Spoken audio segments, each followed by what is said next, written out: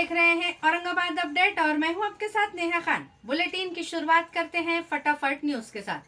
पिशोर में चिंचोली एरिया में बकरियां चुराने वाली टोली को 72 घंटे में सहायक पुलिस निरीक्षक शिवाजी नागवे इन्होंने रंगे हाथ पकड़ा है।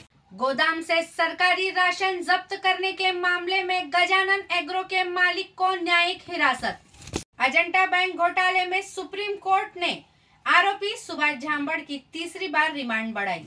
महानगर पालिका की विशेष मुहिम के तहत पिछले 2 साल में 7,854 नल के कनेक्शन को अधिकृत किया गया।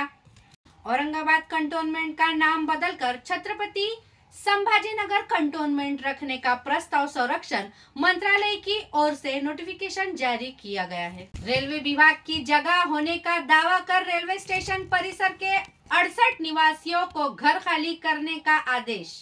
मराठवाड़ा की 55,000 लाडली बहन अपात्रा कम आयकर दिखाकर लिया था योजना का लाभ। शहर के एपीआई कॉर्नर चौक पर गुरु रविदास परिवर्तन सेवा की ओर से संत शिरोमणि महाराज की भव्य प्रतिमा निर्माण करने की मांग। शिवाजी महाराज के जन्म महोत्सव पर जल तरंग साक्षरता अभियान। अंतर्राष्ट्रीय अधिकारी राजेंद्र भोस हर्सुल यहाँ पर देंगे निशुल्क प्रशिक्षण। अभय टाकसाळ इन्होंने गोविंद पानसरे इनकी हत्याकांड मामले पर आवाज उठाई है। चलिए देखते हैं इन्होंने क्या कहा।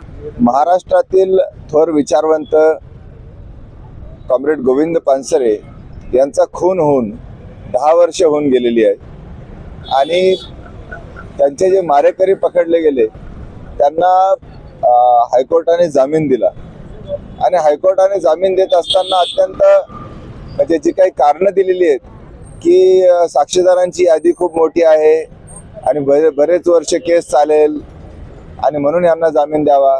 मुळातच हे जे काही आरोपी आहेत त्यांनी कलबुर्गीचा खून केल्याचा आरोप त्यांच्यावर आहे।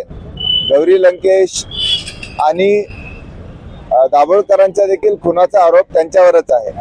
म्हणजे हे जे काही आहेत आरोपी हे सराईत गुन्हेगार आहेत। सराईत गुन्हेगारांना हायकोर्टाने सहानुभूती दाखवण्याचं काही कारणच नाही आणि जर साक्षीदारांची यादी मोठी आहे आणि वर्षानुवर्षे केस चालणार तर त्यांनी रोज केस चालवावी, आमची काहीच हरकत नाहीये।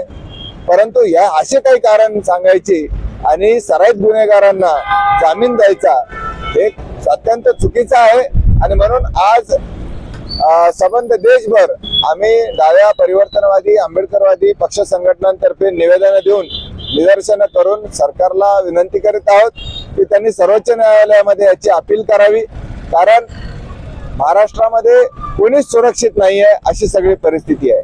मंत्र्यांना जेड सुरक्षा आहे ते सुरक्षित आहेत, सर्वसामान्य माणसं विचारवंत हे सुरक्षित नाहीत। देशाचं स्वातंत्र्य धोक्यात आलेलं आहे, अभिव्यक्ती स्वातंत्र्य धोक्यात आलेलं आहे आणि त्यामुळं या देशामध्ये एक अराजकता निर्माण होईल की काय आणि संविधान धोक्यात आलेलं आहे अशी सगळी परिस्थिती आहे आणि म्हणून या सर्व गुन्ह्यांचं जामीन रद्द करावं या मागणीसाठी आम्ही निदर्शनं केलेली आहे। मी ॲडव्होकेट कॉम्रेड अभय टाकसाळ, भारतीय कम्युनिस्ट पक्षाचा शहर सेक्रेटरी।